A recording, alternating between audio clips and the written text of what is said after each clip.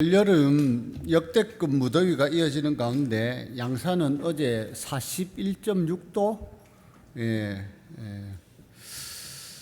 40도 넘은 날이 며칠 계속되면서 기상 관측 이래 또 어제는 최고 기온을 기록했다고 합니다. 이런 폭염 속에서도 또 저와 여러분이 건강한 심령과 또 몸으로 하나님께 예배드릴 수 있도록 이 성전으로 인도해 주신 하나님 아버지께 모든 감사와 영광을 올려드립니다. 8월 첫 주일인 오늘은 좀 전에 막 교독한 누가복음 12장 말씀을 본문으로 진정한 부자로 삽시다 라는 제목의 하나님 말씀을 증거하고 또 함께 은혜를 나누고자 합니다. 옆에 주위에 계신 분과 이렇게 인사 한번 하시면 좋겠습니다. 진정한 부자로 삽시다. 여러분 모두 부자로 살고 싶으시지요? 제 짐작으로는 이 세상 거의 모든 사람들이 세상에 사는 동안 부자로 살고 싶어 한다고 생각을 합니다. 제 마음은 우리 모두가 진정한 부자로 살 수 있기를 원합니다. 그래서 인사도 그렇게 하시라고 말씀을 드린 거예요.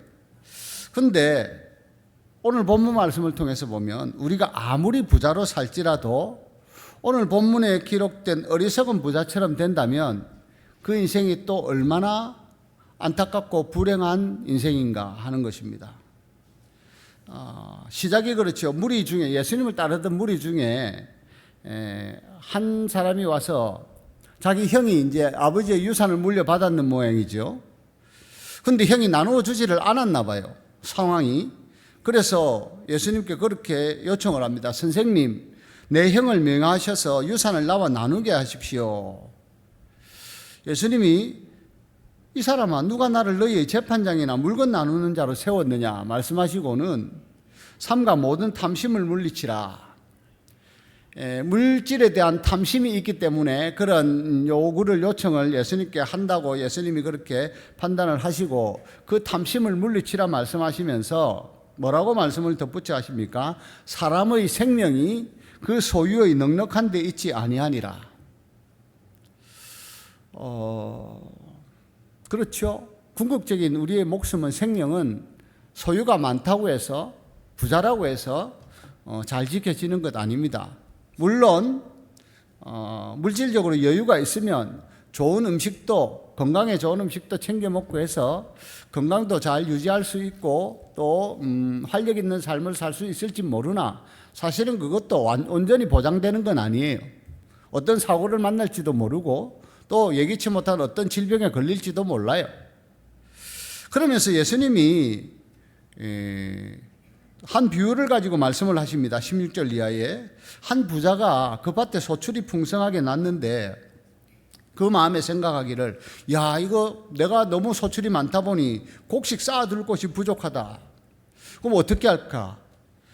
내 지금 곳간을 헐고 더 크게 지어서 모든 곡식과 물건을 거기 쌓아두면서 내 영혼에게 말하기를 여러 해 쓸 물건을 많이 쌓아두었으니 평안히 쉬고 먹고 마시고 즐거워하자. 그렇게 스스로 계획하고 그렇게 이루려고 한다는 거예요. 근데 하나님이 말씀하시기를 어리석은 자여 오늘 밤에 내 영혼을 도로 찾으리니 그러면 내 준비한 것이 누구의 것이 되겠느냐. 그러면서 뭐라고 결론을 말씀하시는가 하면 자기를 위하여 재물을 쌓아두고 하나님께 대하여 부요하지 못한 자가 이런 어리석은 부자 같다는 것입니다. 마태복음 16장을 보면 예수님이 온 세상을 구원하시기 위해서 십자가 죽음을 당하실 것을 예언을 하신 후에 그 예수님이 가시는 길을 만류하는 베드로를 책망하십니다. 베드로가 하나님의 일을 생각지 않고 사람의 일을 생각한다는 거죠. 그러면서 사탄아 내 뒤로 물러가라. 너는 나를 넘어지게 하는 자다. 네가 하나님의 일을 생각지 않고 도리어 사람의 일을 생각한다 말씀하시고는 제자들에게 이어서 말씀하십니다. 누구든지 나를 따라오려거든 자기를 부인하고 자기 십자가를 지고 나를 따를 것이니라. 누구든지 제 목숨을 구원하고자 하면 잃을 것이요 누구든지 나를 위하여 제 목숨을 잃으면 찾으리라. 사람이 만일 온 천하를 얻고도 제 목숨을 잃으면 무엇이 유익하리요? 사람이 무엇을 주고 제 목숨과 바꾸겠느냐? 그렇죠. 사람이 온 천하를 얻는다고 할지라도 자기 목숨을 잃으면 아무런 유익이 없는 것입니다. 그런데 우리는 하나님의 아들로서 이 세상에 오신 예수님을 나의 구원자요 온 세상의 구세주로 믿습니다. 그리고 그 하나님이 그의 독생자 예수님을 이 세상에 보내신 목적이 요한복음 3장 16절에 분명히 이렇게 기록되어 있습니다. 하나님이 세상을 이처럼 사랑하사 독생자를 주셨으니 이는 그를 믿는 자마다 멸망하지 않고 영생을 얻게 하려 하심이라. 하나님이 그 아들을 세상에 보내신 것은 세상을 심판하려 하심이 아니요 그로 말미암아 세상이 구원을 받게 하려 하심이라. 우리는 예수님을 구주로 영접하고 믿음으로 인해서 영생을 소유한 사람들입니다. 그 사실이 잘 실감이 나지 않고 믿어지지 않는 분은 기도하십시오. 하나님께서 나에게 영적인 감각을 주시고 하나님의 마음을 또 지혜를 허락해 주셔서 내가 정말 영생을 소유한 사람이라고 하는 것, 하나님의 자녀로 거듭난 삶을 사는 하나님의 백성이라고 하는 것이 느껴지고 믿어지게 해달라고 기도하십시오. 그게 믿어지면 그는 진정한 부자입니다. 이 세상 그 누가 아무리 많은 재물을 소유했을지라도 그 재물을 가지고 영생을 살 수 있는 사람은 아무도 없습니다.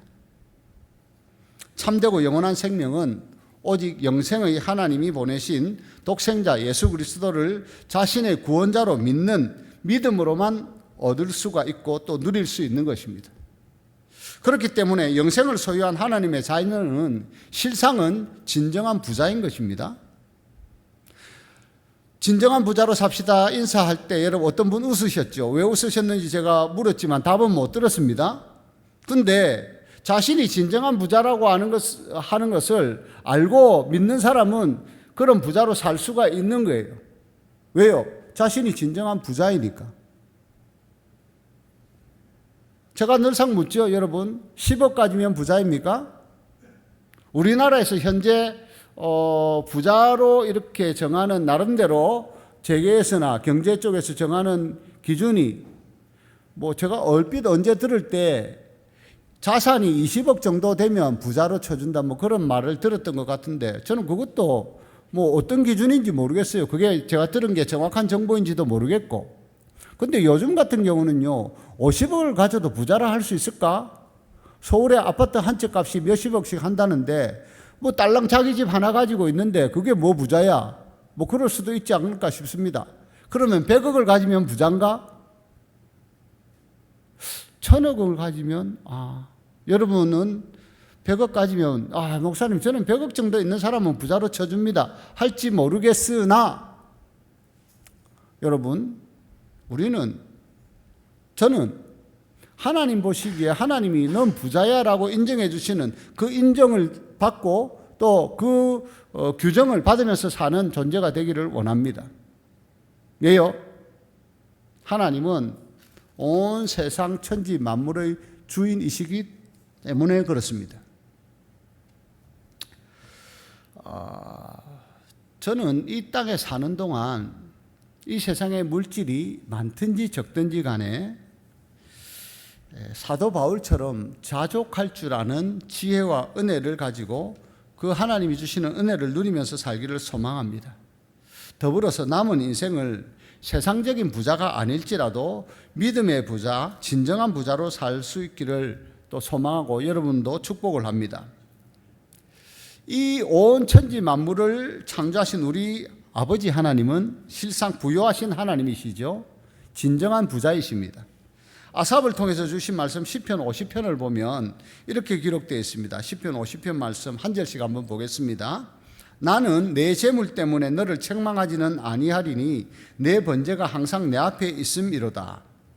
내가 내 집에서 수소나 내 우리에서 순 염소를 가져가지 아니하리니 이는 삼림의 짐승들과 무산의 가축이 다 내 것이며 산의 모든 새들도 내가 아는 것이며 들의 짐승도 내 것이미로다. 내가 가령 줄여도 내게 이르지 아니할 것은 세계와 거기 충만한 것이 다 내 것이미로다. 내가 수소의 고기를 먹으며 염소의 피를 마시겠느냐. 감사로 하나님께 제사를 드리며 지존하신 이에게 내 서원을 갚으며 환난 날에 나를 부르라. 내가 너를 건지리니 너가 나를 영화롭게 하리로다. 아멘. 과거에는 산에 새들이든지 가축이든지 짐승이든지 이렇게 돌아다니고 있으면 수렵을 하죠. 나가서 잡는 사람이 사냥을 해서 잡는 사람이 자기의 것으로 소유로 잡아먹기도 하고 팔기도 하고 자기의 것이 되었습니다. 근데 성경은 가르쳐 주기를 실상은 그것이 다 하나님의 것인데 사람이 그렇게 활용하며 살 수 있도록 허용을 하셨다는 걸 말하고 있지요. 이건 비유를 예를 들자면 그렇습니다. 어떤 아이가 한 집에 태어났는데 아버지가 굉장히 부자예요. 친아들이다 보니 이 아이가 집에 있는 걸 자기 마음대로 사용을 하는 거예요. 요즘 같은 시대는 어떤 철없는 아이들은 엄마 차도 아버지 차도 말도 없이 운전면허도 안 따고 그냥 끌고 나가서 다 가기도 해요. 그래서 사고가 났고 교통사고를 냈다는 뉴스가 나오는 걸 보면 실제로 그런 일들이 있기 때문에 뉴스도 나오는 거예요.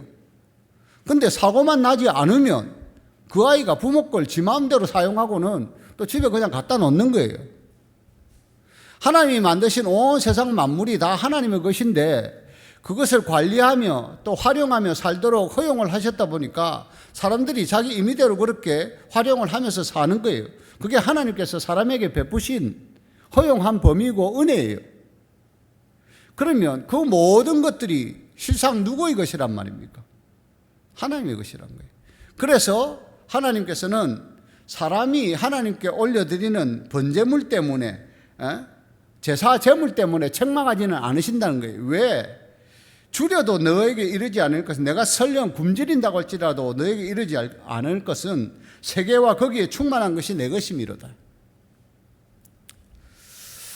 그런 하나님을 정말 내 영혼의 아버지로 부르고 믿고 의지하고 살아가십니까? 그러면 진정한 부자이지요.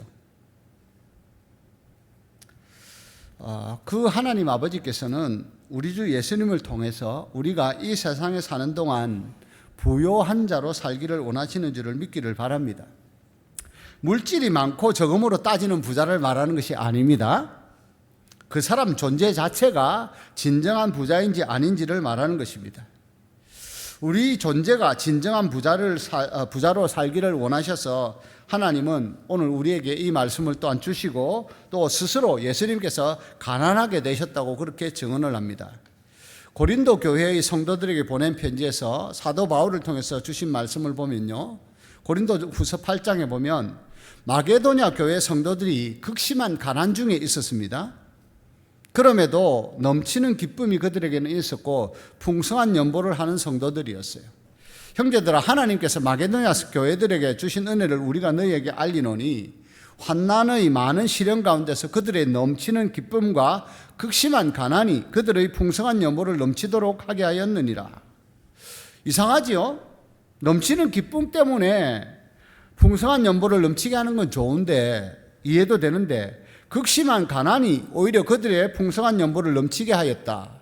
극심한 가난 중에 있는데 어떻게 그게 가능하다는 거예요? 이들은 믿음으로 사는 이들이었기 때문에, 믿음이 있기 때문에. 세상적으로 물질적으로는 극심한 가난 가운데 있지만 자기들이 그렇게 연보를 하고 헌금을 하고 섬기는 것이 하나님이 기뻐하시는 것이고 하나님의 사역에 하나님이 하시고자 하는 일에 참여하는 것이라는 것을 믿는 믿음이 있었기 때문에 그랬다는 거예요.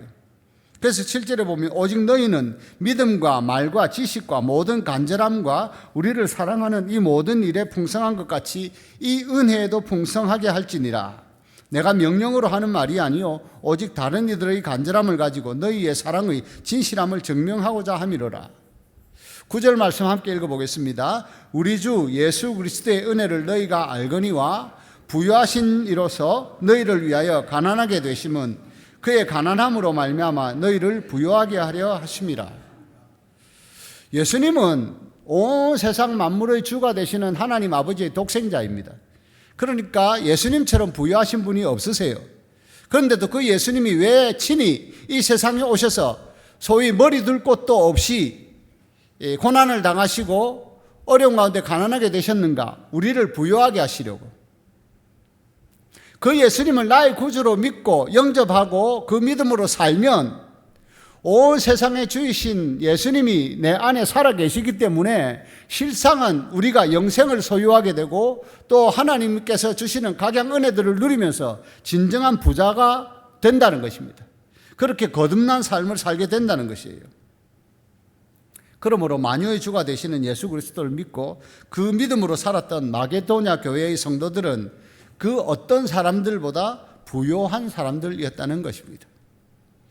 세상적으로는 가난하게 보이고 현실적으로 가난한 형편에 있을지라도 풍성한 연보를 할 수 있다면 그 사람은 믿음의 부자요 진정으로 부유한 성도인 줄을 아시기를 또 믿기를 바랍니다.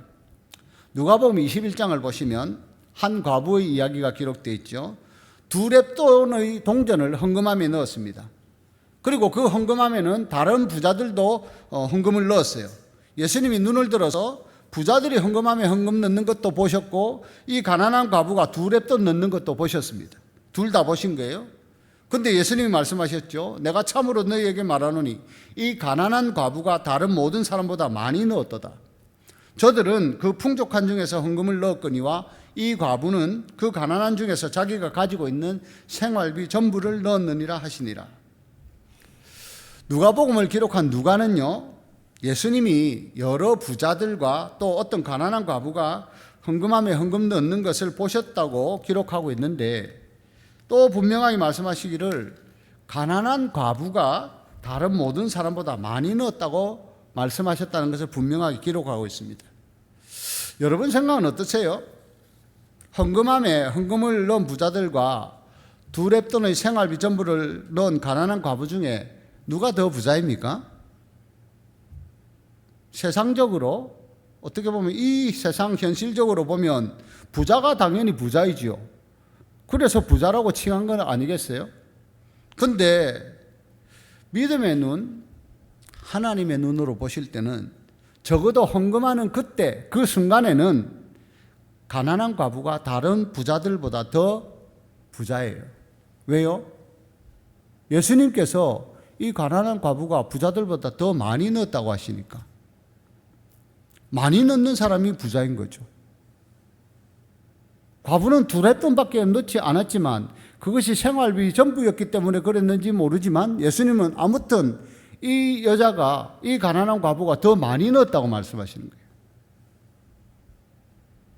더 많이 넣는 사람이 더 부자입니다, 여러분. 1억 원 있는 사람이 100만 원 넣는 것보다 10만 원 있는 사람이 10,000원 넣는 것이 더 많이 넣는 걸 수 있죠. 우리의 계산으로도 그래요. 근데 하나님의 계산과 평가로는 가난한 과부가 더 많이 넣었으니 그가 더 부자라는 겁니다. 3절에 내가 참으로 너희에게 말하노니 이 가난한 과부가 다른 모든 사람보다 많이 넣었도다. 저는 우리의 삶이 하나님께 온 세상의 재판장이신 예수 그리스도께 판정을 받고 의롭다함을 받고 또 칭찬받는 그런 삶이 되기를 소망합니다. 오늘 본문 말씀에 기록된 예수님의 표현에 따르자면 자기를 위하여 재물을 쌓아두고 하나님께 대하여 부유하지 못한 사람은요, 세상적인 부자고 어쩌면 어리석은 부자이구나 하는 것을 생각해야 됩니다. 하지만 이 과부는 하나님께 대하여 부유한 사람이며 믿음의 부자입니다.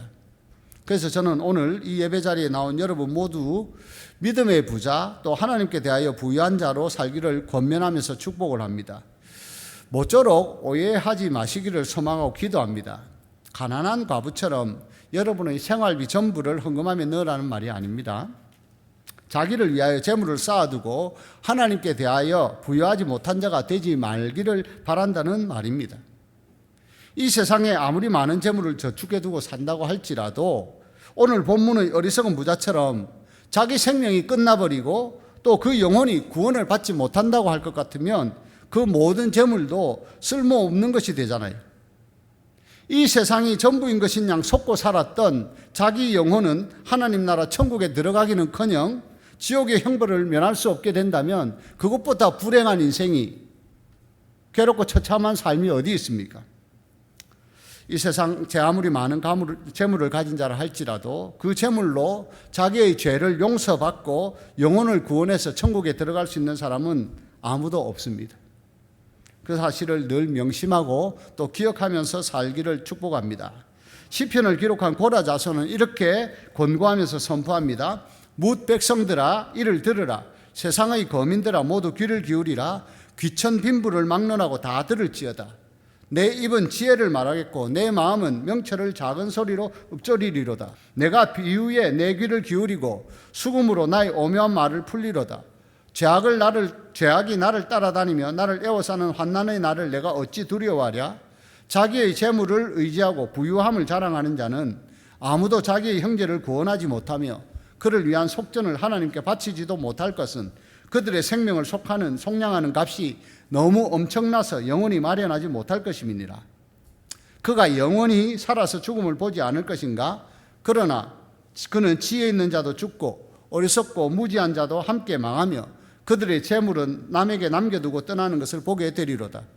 그러나 그들의 속생각에 그들의 집은 영원히 있고 그들의 거처는 대대에 이르리라 하여 그들의 토지를 자기 이름으로 부르도다.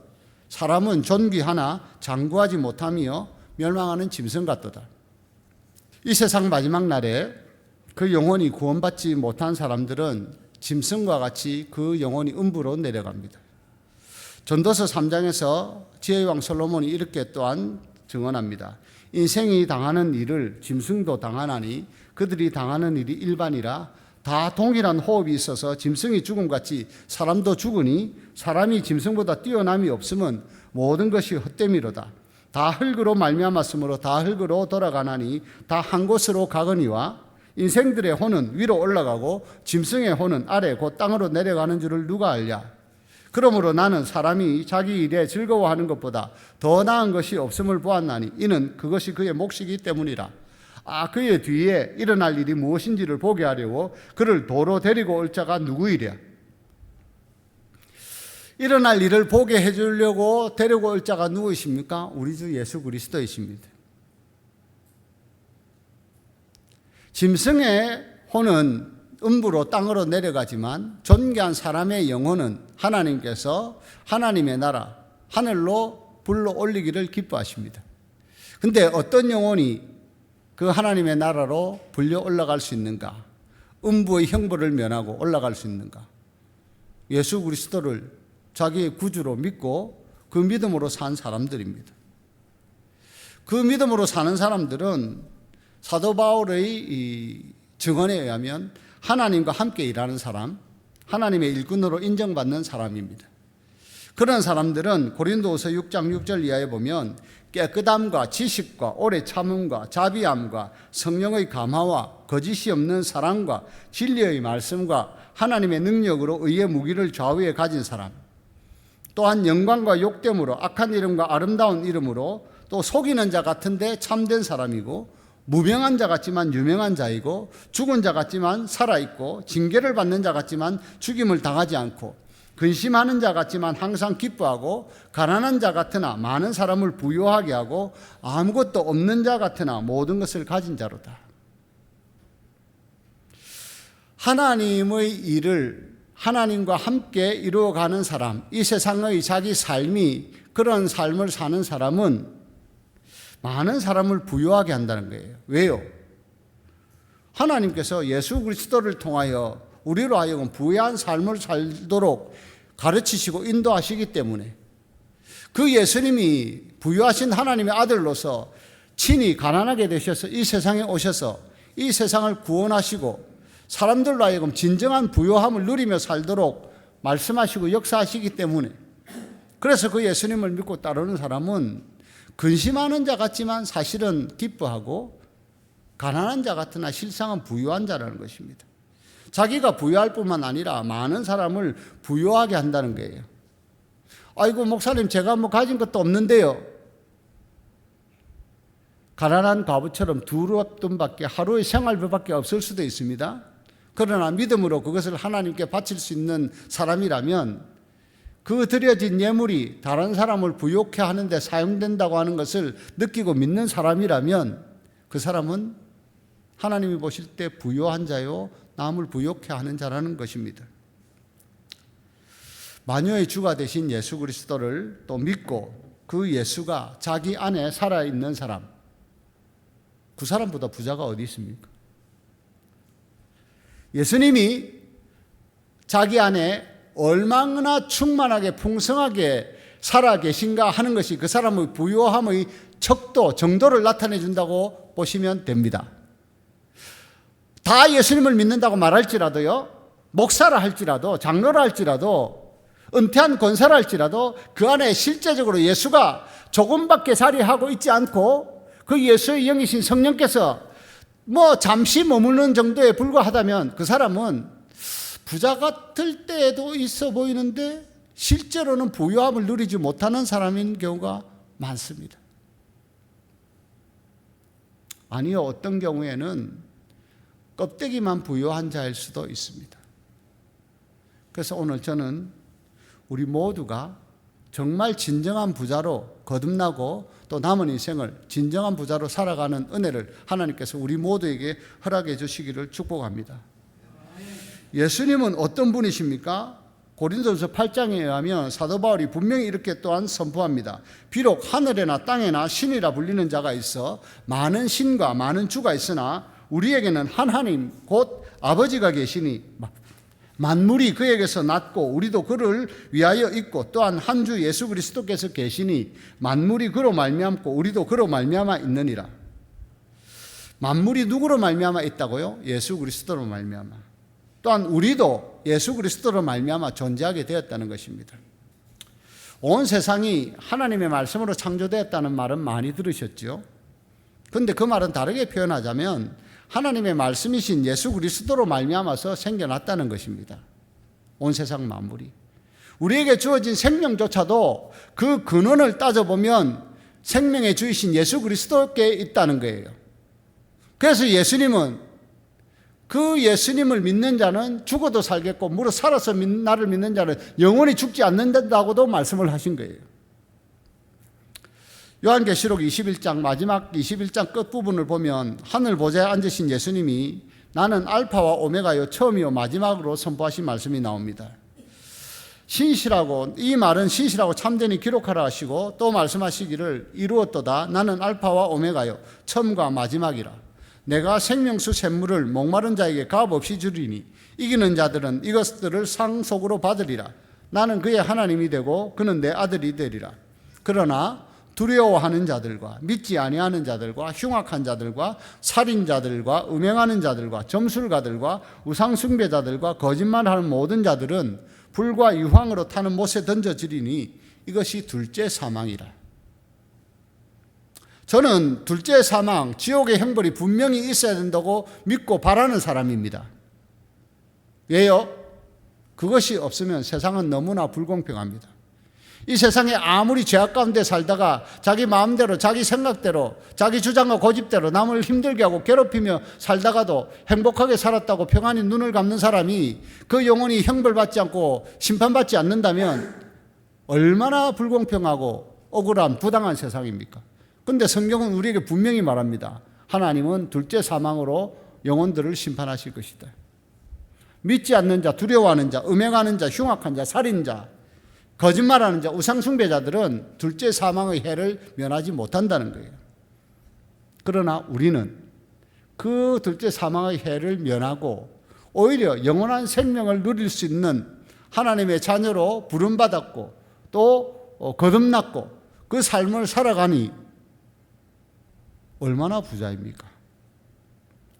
이 세상 모든 생명들, 식물이나 동물, 공중의 새와 바다의 물고기는 물론이요 곤충과 벌레들의 생명조차도 그 시작과 끝이 생명의 주여 생명의 근원이신 예수님께 있는 것임을 깨달아 아는 은혜가 있기를 축원합니다. 사도 요한이 이렇게 증언합니다. 만일 우리가 사람들의 증언을 받을진대 하나님의 증거는 더욱 크도다. 하나님의 증거는 이것이니 그의 아들에 대하여 증언하신 것이니라. 하나님의 아들을 믿는 자는 자기 안에 증거가 있고 하나님의 아들을 믿지 아니하는 자는 하나님을 거짓말하는 자로 만드나니 이는 하나님께서 그 아들에 대하여 증언하신 증거를 믿지 아니하였습니다. 또 증거는 이것이니 하나님이 우리에게 영생을 주신 것과 이 생명이 그의 아들 안에 있는 그것이니라. 아들이 있는 자에게는 생명이 있고 하나님의 아들이 없는 자에게는 생명이 없느니라. 여러분, 분명하지요. 이 세상 만물보다 우리 자신에게 무엇이 중요합니까? 나의 생명이 중요한 겁니다. 온 세상 만물을 줄 테니 네 생명을 내어놓으라 하면 내놓을 수 있겠습니까? 그게 무엇이 유익합니까? 그런데 그 생명이 누구 안에 있다고요? 예수 그리스도 안에. 근데 그 예수님이 내 안에 계시면 영원한 생명을 내가 소유하고 사는 것입니다. 죄악으로 물든 세상을 심판하기 위해서 이 세상에 다시 오시고 또 새 하늘과 새 땅을 창조하시며 만물을 새롭게 하실 우리 주 예수님, 그 예수님을 온전히 믿고 또 바르게 믿으며 사는 사람들이 진정한 부자인 것을 확신하는 또 지혜와 은혜가 있기를 다시 한번 예수님의 이름으로 축복합니다. 그 은혜 안에서 남은 인생을 영생을 소유한 진정한 부자로 살면서 내가 부유한 삶을 누릴 뿐만 아니라 다른 많은 사람을 또 가까운 친구와 이웃, 가족들 뿐만 아니라 또 먼 타국에 있는 자라 할지라도 하나님께서 그 부유함을 나누어 주기를 원하는 자들에게 때로는 우리가 선교 헌금으로도 또 그 부유함을 나누어 줄 수 있는 그런 복된 부유한 성도들이 되기를 다시 한번 축원하며 함께 기도드리겠습니다.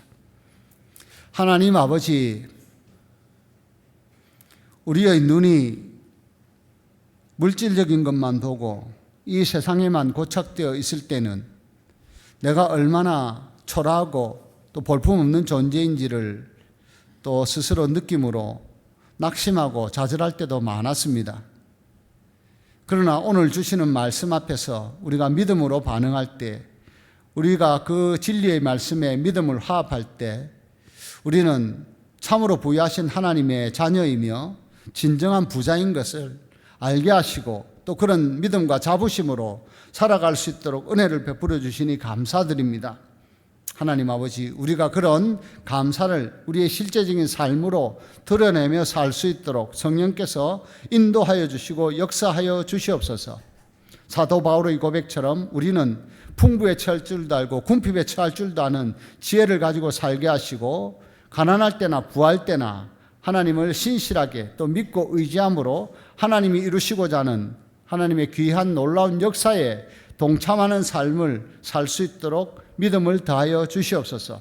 그 믿음으로 하나님을 기쁘시게 할 때 우리의 심령에는 다른 세상 사람들이 알지 못하는 하늘의 신령한 기쁨과 또 즐거움이 감사로 넘쳐나게 하시고 영광을 받아 주시옵소서.